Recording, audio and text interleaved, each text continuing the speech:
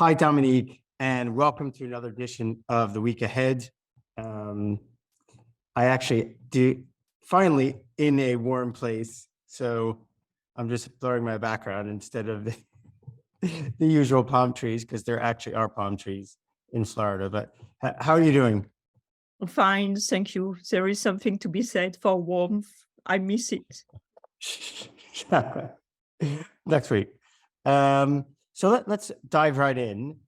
Yeah, what's your, as we always like to do, what were your biggest takeaways from, any stuff from the Fed this week, government, market reactions, data, pretty much.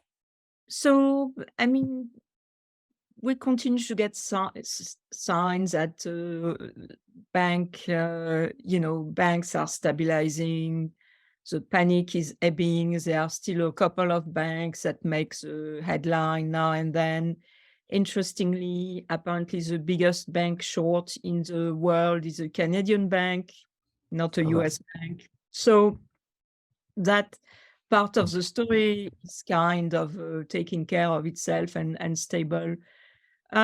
The data, there were a couple of surprises, which I think the markets overreacted to, but it is what it is. So the surprises are the JOLTS. So forever, I've been telling anyone who was willing to listen to me that job openings were not a reliable statistics, because if you look at actual hires relative to job openings, they have collapsed.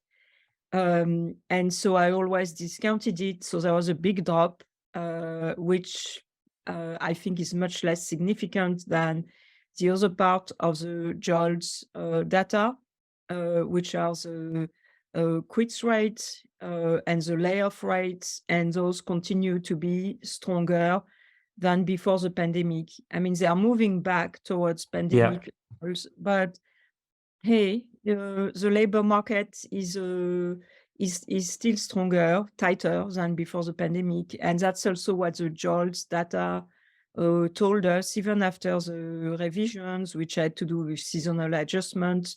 If you look at a long time series of JOLTS relative to the size of the labor force, we are slowly converging to pre-pandemic levels. So your chart, yeah. We just have labor market normalization, and same thing with the ADP. Usually this is a stat that no one looks at because it's become completely uncorrelated with NFP, but of course people are so worried, understandably so, that the big miss in ADP made for big headlines. So I'm not seeing really much to change my story so far. Of course, the NFP tomorrow, but I'm not expecting a big surprise. I hope not, because a lot of people will be able to, will be away from the market. So in terms of liquidity, this is not great. So I'm hoping that we get something close to consensus, which seems reasonable to me, 240. So in terms of the NFP, I'm looking for continued increase in real wages, which we will actually know only when the CPI is released next week. But real wages are definitely increasing, and that's why profit margin are starting to tank, or they tanked in Q4. A little bit, not much, still remain high by historical standards. I think we're probably going to see a further small increase in participation. What's going on there is that the savings rate, the household savings rate, it has started to recover. And most likely it's because increasing number of people have spent all of the government money. So now they need to go back to work, cannot live off government generosity forever. But this is a very gradual adjustment, nothing there to change the big story. So these are my expectations for tomorrow. We'll also get, following the NFP, we'll get the median wage from the Atlanta Fed. Next week, I think it's going to stay around 6%. So that's Why is that so high? because the labor market is very tight. I mean, if you want to get The median wages, the market's predicting for NFP for like 4.4%. Why is Atlanta? Oh, it's because of compositional effects. Like, for instance, overtime hours are coming off. Overtime get into the mean, but not the median. These are the types of reasons. And by the way, talking about profit margin, someone, I think it's one of the regional Fed, was talking about the pressure to raise prices now that profit margin are coming under stress from higher wages. So we shall see. The CPI next week, again, I have no issue with the consensus of 40 basis point, month on month for core.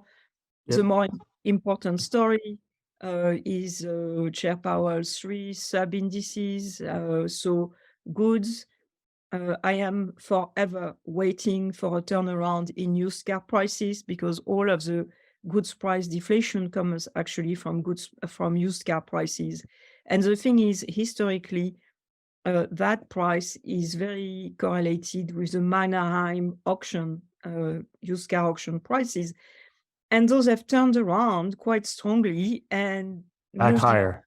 Higher, yeah, Yeah. in opposite direction to used car, which is very unusual. So I'm expecting that used car at some point are going to turn positive.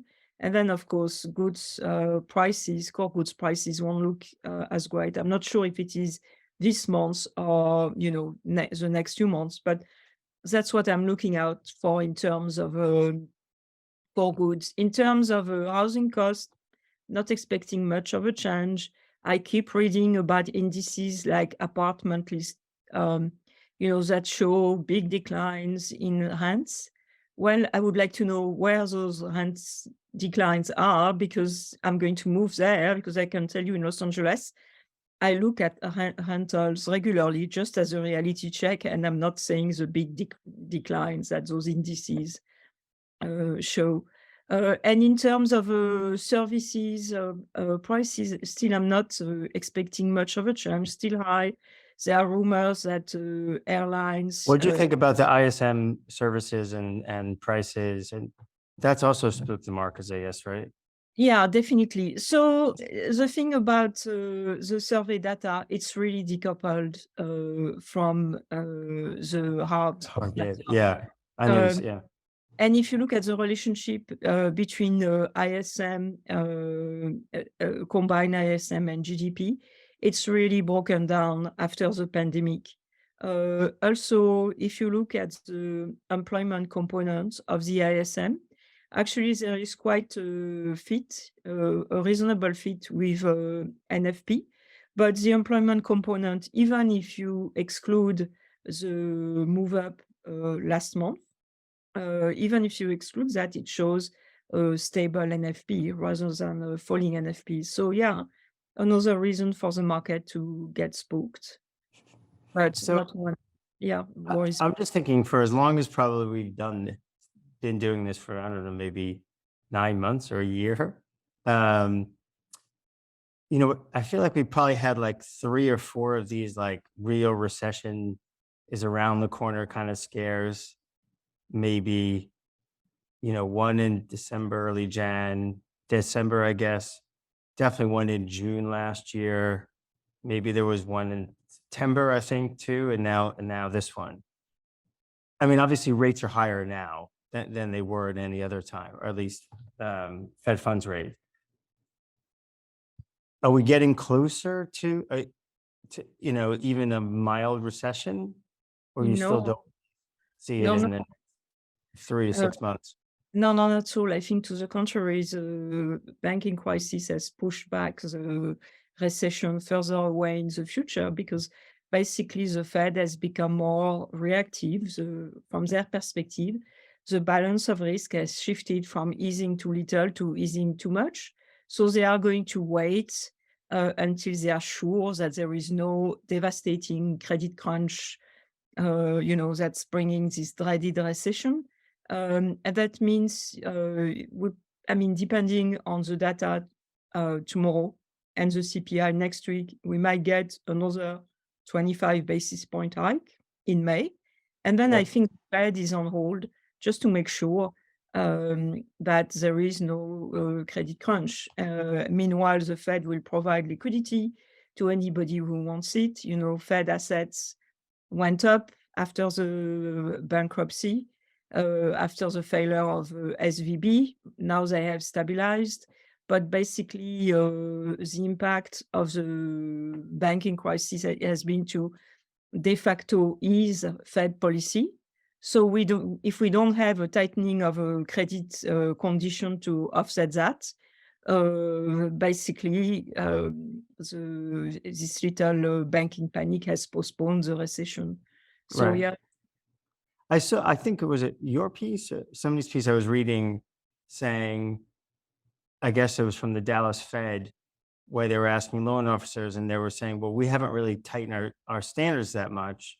Oh, And totally. it's actually demand that's going down. 100%. That more back up your case or less? Oh, backs up my case. My case is that even if we get a credit crunch from the bank, it's not going to impact the economy that much, because the time when the economy is reliant on credit is during a recession. So when there is a recovery, people actually try to delever, because private individuals like ourselves and businesses, unlike the government, don't have a soft budget constraint. They cannot pile up debt forever. So typically, and this is what is going on at this stage of the cycle, the credit impulse, so the change in the ratio of credit to GDP, if you will, is negative. So Right. One is, I guess people have cash, so why wouldn't they take down leverage? And then two, why would you add more leverage when yields are much higher?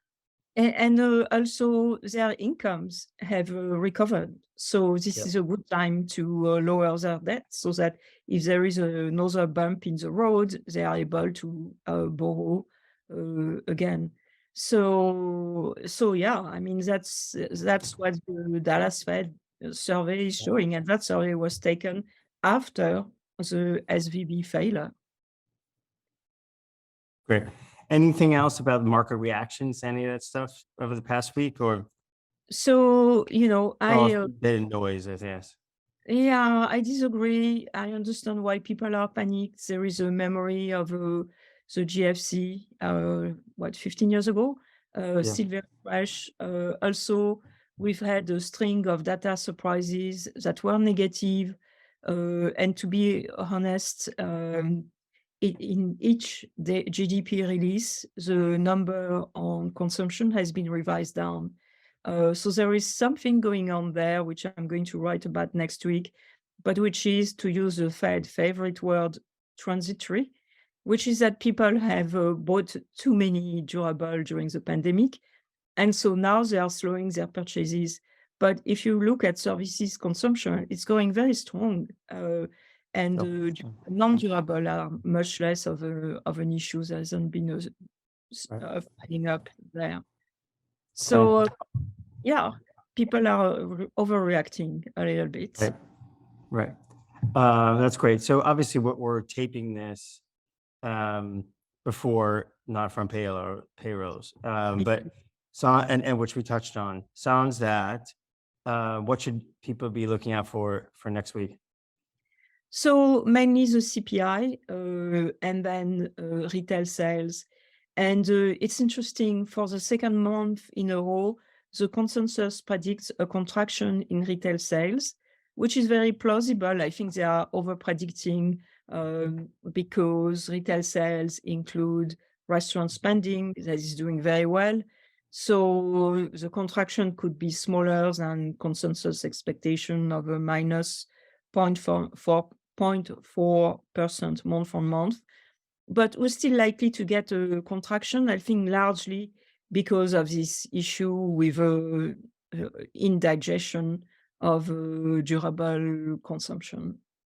Yeah, these are the two. The two And you key. said CPI, you're feeling it.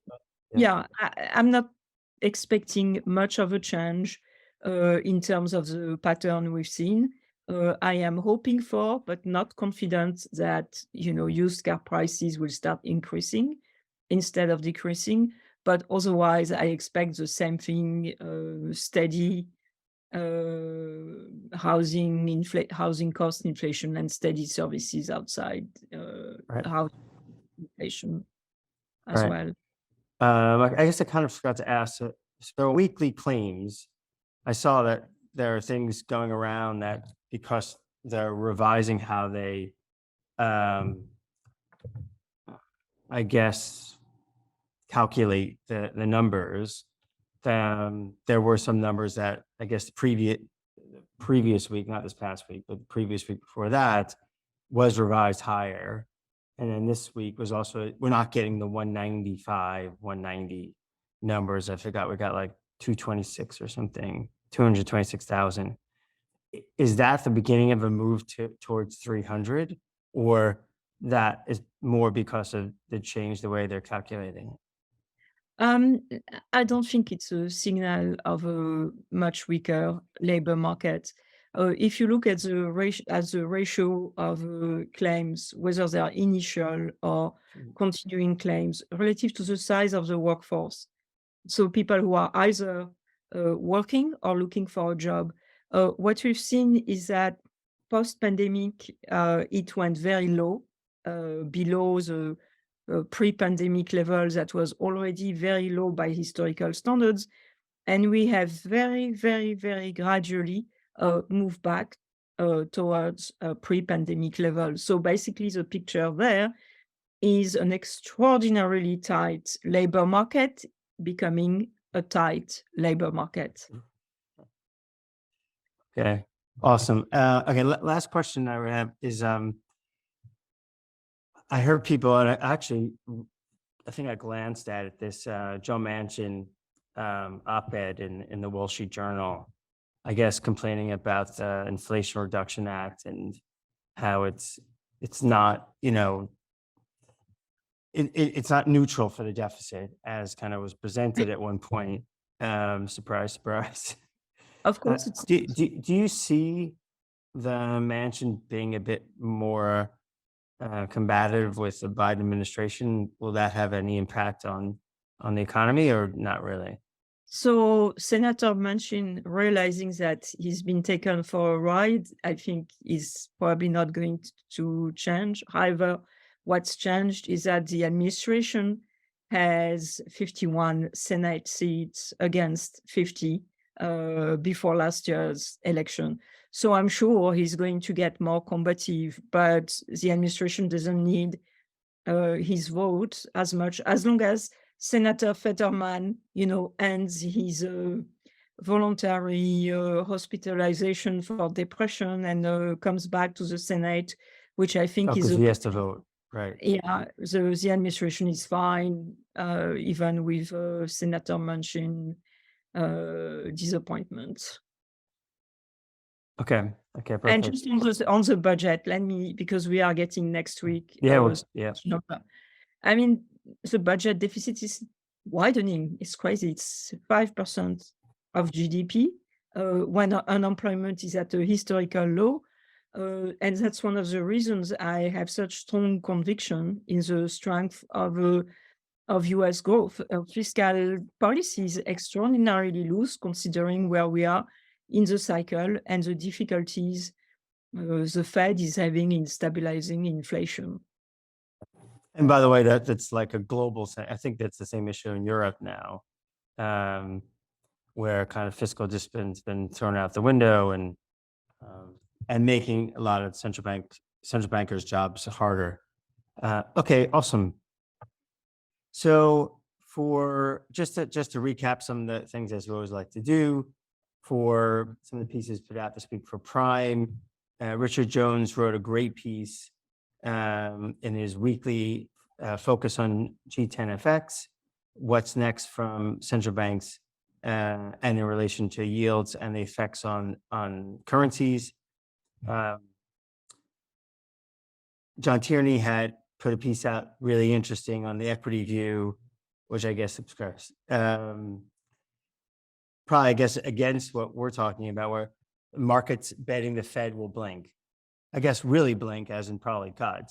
And that's what the equity markets are kind of pricing in. But we are getting to that point. And then chat I was in talking about it, where, is bad still good?